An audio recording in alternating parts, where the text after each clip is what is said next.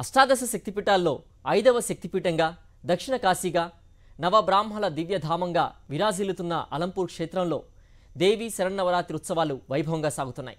తెలంగాణ రాష్ట్రంలో ఏకైక శక్తిపీఠంగా ఉన్న జోగులాంబ ఆలయంపై ప్రభుత్వం నిర్లక్ష్యంగా వ్యవహరిస్తోందని భక్తులు ఆరోపిస్తున్నారు. ప్రభుత్వం అధికారికంగా నిధులు కేటాయించి పట్టు వస్త్రాలు సమర్పించుకుంటే ఆందోళన చేస్తామని భక్తులు హెచ్చరిస్తున్నారు. అలంపూర్లో వెలసిన 5వ శక్తిపీఠంలో జోగులాంబ అమ్మవారు బాలబ్రహ్మేశ్వర స్వామి కొలువై ఉన్నారు. రాష్ట్రం నుంచే కాక దేశ విదేశాల నుంచి అమ్మవారిని దర్శించుకునేందుకు భక్తులు తరలివస్తారు. కంచి, శృంగేరి వారి సాంప్రదాయాల ప్రకారం ఇక్కడ అర్చనలు, ఆరాధనలు జరుగుతాయి. ఇక్కడి జోగులాంబ అమ్మవారు చాలా శక్తి స్వరూపురాలని పండితులు చెబుతున్నారు. అయినవెల్లి గణపతి, అలంపూర్ జోగులాంబ దేవతకు మాత్రమే ఏ మంత్రాన్నైనా ధారపోయించుకునే శక్తి ఉందని అంటున్నారు. 1400 సంవత్సరాల చరిత్ర కలిగిన ఈ ఆలయాలు బాదమి చాళుక్యుల కాలంలో 2వ పులకేసి నిర్మించిన ఆలయంగా చెబుతారు. ఇదిలా ఉంటే ప్రతి ఏటా దసరా సందర్భంగా ఆలయంలో దేవి శరన్నవరాత్రోత్సవాలు ఘనంగా నిర్వహిస్తారు. రోజుకో రూపంలో అమ్మవారు భక్తులకు దర్శనమిస్తారు. మూలా నక్షత్రం రోజు అమ్మవారికి స్థానిక ఎమ్మెల్యేతో పాటు మంత్రులు ఎవరైనా పట్టు వస్త్రాలు సమర్పిస్తారు. అయితే ఈ పట్టు వస్త్రాలు కొనుగోలుకు ప్రభుత్వం అధికారికంగా నిధులు ఇవ్వడం లేదని, అమ్మవారికి భక్తులు సమర్పించే కానుకల డబ్బులను వెచ్చించి కొనుగోలు చేస్తున్నారని హిందూ ధార్మిక సేవ రాష్ట్ర అధ్యక్షుడు రాజశేఖర్ శర్మ ఆరోపిస్తున్నారు. కొనుగోలు చేసిన పట్టు వస్త్రాలు మాత్రం ప్రభుత్వం ఇచ్చినట్టు నేతలు సమర్పించటం ఎంతవరకు సమంజసమని ప్రశ్నిస్తున్నారు. ఉమ్మడి రాష్ట్రంలో ప్రభుత్వం అధికారికంగా పట్టు వస్త్రాలు కేటాయించేదని తెలిపారు. ఉమ్మడి రాష్ట్రం ఉన్నప్పుడు తెలంగాణలో ఉన్నటువంటి ఏకైక శక్తిపీఠం అల్లంపూర్ జోగులాంబ ఆలయం. ఈ ఆలయానికి ప్రతి దసరా నవరాత్రులప్పుడు రాష్ట్ర ఖజానా నుంచి వాళ్ళు పట్టు వస్త్రాలు తీసుకొని వచ్చి అమ్మవారికి సమర్పించేవాళ్ళు. ఎప్పుడైతే తెలంగాణ రాష్ట్రం ఏర్పడిన నాటి నుంచి నేటి వరకు ఆ పట్టు వస్త్రాలు ఇచ్చే సంస్కృతికి తెలంగాణ ప్రభుత్వం స్వస్తి చెప్పేసింది.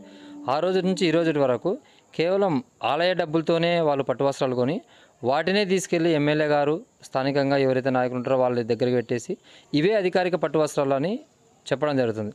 ఇది జోగులాంబ అమ్మవారి పట్ల, హిందువుల మనోభావాల పట్ల చాలా అవమానకరమైన సంఘటనగా మేము భావిస్తున్నాం.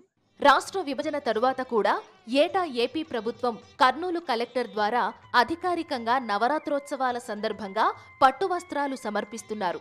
మరి తెలంగాణలో ఏకైక శక్తిపీఠంలో కొలువైన జోగులాంబ అమ్మవారిపై ఎందుకు ప్రభుత్వం వివక్షత చూపుతుందని ఆవేదన వ్యక్తం చేస్తున్నారు. ఇది ముమ్మాటికి అమ్మవారిపై వివక్షే అంటున్నారు. తాము అనేకసార్లు వినతి పత్రాలు ఇచ్చినా పట్టించుకోవడం లేదని ఆరోపిస్తున్నారు. రాష్ట్రంలోని ప్రముఖ ఆలయాల్లో జరిగే ఉత్సవాలకు పట్టు వస్త్రాలు అధికారికంగా సమర్పిస్తున్నప్పుడు ఇక్కడ ఎందుకు ఇవ్వటం లేదని ప్రశ్నిస్తున్నారు.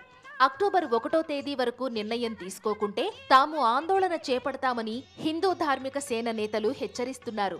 ఇంకోవైపు ఆలయానికి వచ్చే భక్తులకు కావలసిన ఏర్పాట్లు కూడా సరిగా లేవని, వాటిని రద్దీకి తగ్గట్టు ఏర్పాటు చేయాలని కోరుతున్నారు. మనము కొట్లాడి తెలంగాణ రాష్ట్రాన్ని మనం సాధించుకున్నాము. కానీ తెలంగాణ వచ్చే కంటే ముందు ఉమ్మడి ఆంధ్రప్రదేశ్గా ఉన్నప్పుడు అమ్మవారికి పట్టు వస్త్రాలు గవర్నమెంట్ తరఫు నుండి వచ్చేసి అమ్మవారికి 9 రోజుల నవరాత్రులు బ్రహ్మాండంగా జరుపుతుండే. కానీ ఇప్పుడు మనం చూసుకున్నట్టయితే తెలంగాణ రాష్ట్రంలోనే మనకు పేరు గాలించిన మనకు ఒక ఇలాంటి ప్రదేశం ఏదైతే ఉందో శక్తిపీఠం అనేది, ఆ శక్తిపీఠాన్ని దూరంగా చూస్తున్నట్టు ప్రభుత్వం కనిపిస్తుంది. ప్రభుత్వము దీన్ని వెంటనే చొరవ తీసుకొని అమ్మవారికి పట్టు వస్త్రాలు ఇవ్వాల్సిందిగా నేను కోరడం జరుగుతుంది. అలంపూర్ క్షేత్రంలో నవరాత్రోత్సవాలు ఘనంగా నిర్వహిస్తున్నామని, వచ్చే భక్తులకు అన్ని ఏర్పాట్లు చేశామని ఆలయం ఈవో పురేందర్ కుమార్ తెలిపారు. చివరి రోజు తుంగభద్రా నదిలో జరిగే తెప్పోత్సవానికి విస్తృత ఏర్పాట్లు చేశామని చెప్పారు. 2వ తేదీన స్థానిక ఎమ్మెల్యే డాక్టర్ అబ్రహం అమ్మవారికి పట్టు వస్త్రాలు సమర్పిస్తారని తెలిపారు. ఆయన ప్రభుత్వానికి తాము నిధుల కేటాయింపుపై నివేదిక సమర్పించామని, దానిపై ఉన్నతాధికారులు నిర్ణయం తీసుకుంటారని తెలిపారు. ఈ నవరాత్రి ఉత్సవాల్లో భాగంగా పట్టు వస్త్రాల సమర్పణపై వస్తున్నటువంటి వార్తల్లో ముఖ్యంగా 2వ తారీఖు స్థానిక ఎమ్మెల్యే గారిచే పట్టు వస్త్రాలు సమర్పించడానికి దేవస్థానానికి ఆ రోజు ఉదయాన్నే ఎమ్మెల్యే గారు వస్తారు. దానికి సంబంధించి ప్రతిపాదన అంతా కూడా గవర్నమెంట్కు సబ్మిట్ చేయడం జరిగింది. అది ఈరోజు రేపట్లో ఆ పట్టు వస్త్రాలపై క్లారిటీ వస్తుంది. ఈ విజయదశమి రోజు తెప్పోత్సవ కార్యక్రమం రంగరంగ వైభవంగా ఏర్పాట్లు చేయడం జరిగింది. కావున భక్తులందరూ అధిక సంఖ్యలో పాల్గొని నదీహారతి మరియు తెప్పోత్సవ కార్యక్రమాన్ని తిలకించవలసిందిగా కోరుతుంది.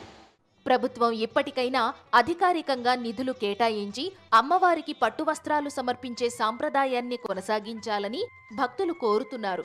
లేకుంటే అమ్మవారిని అవమానించడం, భక్తుల మనోభావాలు దెబ్బతీయటమే అవుతుందని అంటున్నారు.